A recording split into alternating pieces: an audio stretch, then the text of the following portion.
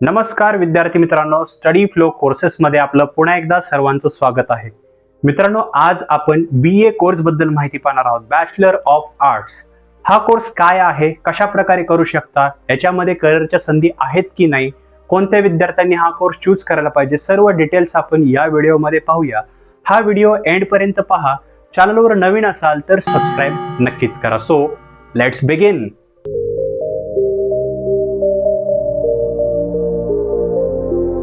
तर सर्वप्रथम पाहूया की हा कोर्स काय शिकवला जातो, म्हणजे काय आहे.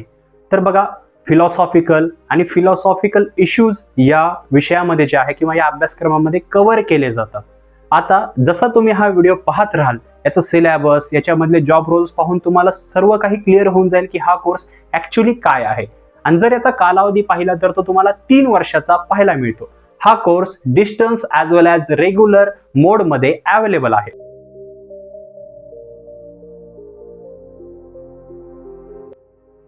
तर सर्वप्रथम पाहूया की या कोर्सला ऍडमिशन घेण्यासाठी शैक्षणिक पात्रता काय लागते. तर बघा, हा एक अंडर ग्रॅज्युएट डिग्री स्तरावरील म्हणजे डिग्रीचा कोर्स आहे. 12वी पास आउट विद्यार्थी, ज्यांची 12वी आता नुकतीच कंप्लीट झालेली आहे, 12th कंप्लीट आहे, असे विद्यार्थी यासाठी ऍडमिशन घेऊ शकता. आणि याच्यासाठी ऍडमिशन घेण्यासाठी तुमची स्ट्रीम कोणतीही असो, मग तुम्ही सायन्स घेतलेला असो, PCB असो ग्रुप किंवा PCM असो किंवा कंबाईन असो, तर तुम्ही कोणत्याही जर स्ट्रीम मधून आलेले असाल, स्टुडंट 12वी पास आउट असाल, तर यासाठी इझिली ऍडमिशन घेऊ शकता.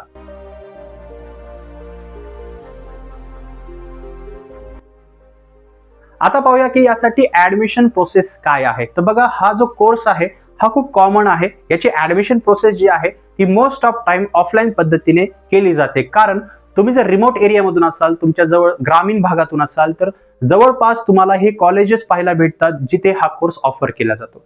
आता पुणे, मुंबई यासारख्या ठिकाणी जर तुम्हाला रेग्युलर कोर्स करायचा असेल तर खूप सारे कॉलेजेस अवेलेबल आहेत.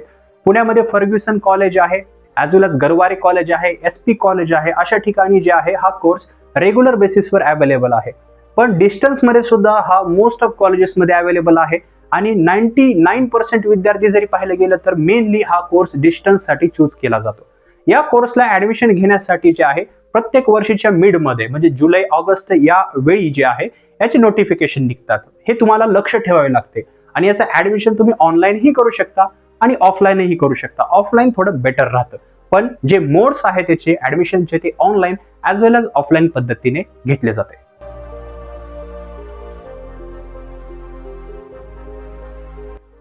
तर मित्रांनो, आता आपण या कोर्सचा कालावधी पाहूया. तर याचा कालावधी तुम्हाला distance as well as regular मध्ये या जे 2 मोड्स आहेत त्याच्यामध्ये तुम्हाला पाहायला भेटतो 3 वर्षाचा. यामध्ये जे आहे ते तुम्हाला सेमिस्टर पद्धत पाहायला भेटते जर तुम्ही रेग्युलर साठी ऍडमिशन घेतलं तर. आणि तुम्हाला जे आहे ते अॅन्युअल पद्धत म्हणजेच वार्षिक पद्धत पाहायला भेटते जर तुम्ही डिस्टन्स मध्ये हा कोर्स करत असाल तर. दोन्ही मधील फरक काय, तर बघा, तुम्ही ज्यावेळेस ऍडमिशन घ्याल रेग्युलरला तर तुम्हाला सेमिस्टर वाईज एक्झाम द्यावे लागतील. म्हणजे 6 मंथ मध्ये तुमची एक्झाम असेल, तुम्हाला 6 सेमिस्टर आहेत 3 वर्षामध्ये ते पाहायला भेटतील. पण जर तुम्ही जे डिस्टन्स मध्ये ऍडमिशन घेतलं, जसं YCMU किंवा IGNOU, Indira Gandhi open university आहे, YCMU मी जे आता नाव घेतलं, यशवंतराव चव्हाण तुम्ही ऐकूनच असाल, मुक्त विद्यापीठ, तर या ठिकाणी जर ऍडमिशन घेतलं तुमच्या अॅन्युअल एक्झाम्स होतात. 3 वर्ष तुम्हाला हा कोर्स पाहायला भेटतो. 3 वर्ष कंप्लीट केल्यानंतर हे डिग्रीचे सर्टिफिकेट मिळते, जे तुम्ही फर्दर स्टडीज म्हणजे पुढे MA करण्यासाठी किंवा कुठेही जॉब मिळवण्यासाठी किंवा गव्हर्नमेंट एक्झाम्सला अपिअर होण्यासाठी यूज करू शकता.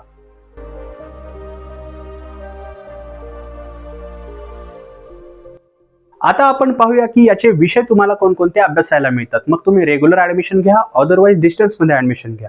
तर प्रत्येक सेमिस्टर वाईज आपण इथे विषय पाहणार आहोत. जसं तुम्ही स्क्रीनवर पाहू शकता, यामध्ये तुम्हाला basic concepts in core subject like introduction to core subject B, language जसं त्याच्यामध्ये इंग्लिश किंवा mass communication, AECC communication skills and environmental studies, as well as generic elective विषय, paper 3 in subject A and B, elective paper, small research project works, as well as final research dissertation or projects, viva voce, optional assistantship, research writing, presentation, data analysis आणि इतरही विषय तुम्हाला अभ्यासायला मिळतात. आता प्रत्येक subject जे semester आहे त्यावाईज कोणकोणते सब्जेक्ट तुम्हाला अभ्यासायला मिळतात किंवा याचे कॉलेजेस कोणकोणते, त्याची ॲव्हरेज फी काय, हे सर्व मी डिस्क्रिप्शनच्या लिंकमध्ये त्याची माहिती प्रोव्हाइड केली आहे, जी आपण इथे डिस्कस करू शकत नाही, तर तिथे तुम्ही ती रीड करू शकता.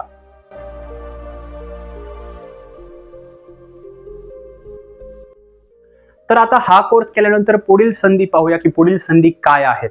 तर मित्रांनो, हा कोर्स केल्यानंतर तुम्ही ॲज अ लेक्चरर, टीचर किंवा जर्नलिझम मध्ये सुद्धा जाऊ शकता किंवा जे गव्हर्नमेंट एक्झाम्स आहेत त्यासाठी सुद्धा अपेअर होऊ शकता, कारण हे डिग्री कोर्स आहे. आणि जर तुम्ही YCMU मधून सुद्धा हा कोर्स केला तर तो मान्यताप्राप्त विद्यापीठ म्हणजे UGCच्या अंडर येतो.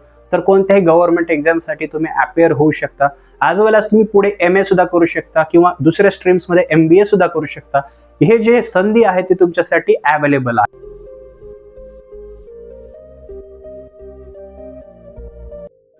तर मित्रांनो, आता पाहूया की हा कोर्स का आणि कोणी निवडायला पाहिजे. मित्रांनो, मोस्ट प्रोबॅबली 90% विद्यार्थी हा कोर्स डिस्टन्स मध्ये आपल्याला जे आहे बघायला भेटतं ते चूज करतात, कारण त्यांना गव्हर्नमेंट एक्झाम्स ज्या असतात त्या क्वालिफाय करायच्या असतात किंवा त्याचं प्रिपरेशन करायचं असतं. लाईक MPSC, UPSC, SSC अशा प्रकारच्या परीक्षांचं जर तुमचं एम असेल एक गव्हर्नमेंट जॉब मिळवायची आहे, पण डिग्रीसाठी वेळ देऊ शकत नाही आपण अभ्यासासाठी वेळ देऊया, तर नक्की तुम्ही हा कोर्स निवडायला पाहिजे. किंवा जर तुम्हाला जर्नलिझम मध्ये जायचं आहे, प्रोफेसर बनायचं आहे किंवा टीचर बनायचं आहे, कॉलेजमध्ये शिकवण्याची आवड आहे किंवा याच्यामधल्या सब्जेक्टमध्ये तुम्हाला जे आहे त्याची आवड आहे, तर तुम्ही नक्की हा कोर्स निवडायला पाहिजे. हा course distance as well as regular बेसिसमध्ये available आहे, पण हे सगळं काही तुमच्यावर डिपेंड आहे की तुम्हाला कसा करायचं आहे.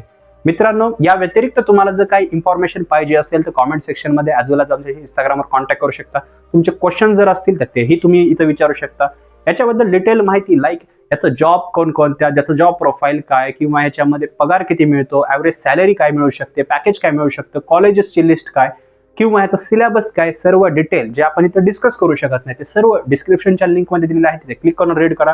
व्हिडिओ आवडला असेल तर लाईक करा, इतरांबरोबर शेअर करा आणि चॅनलवर नवीन असाल तर सबस्क्राईब नक्कीच करा. तर मित्रांनो, व्हिडिओ पाहिल्याबद्दल धन्यवाद.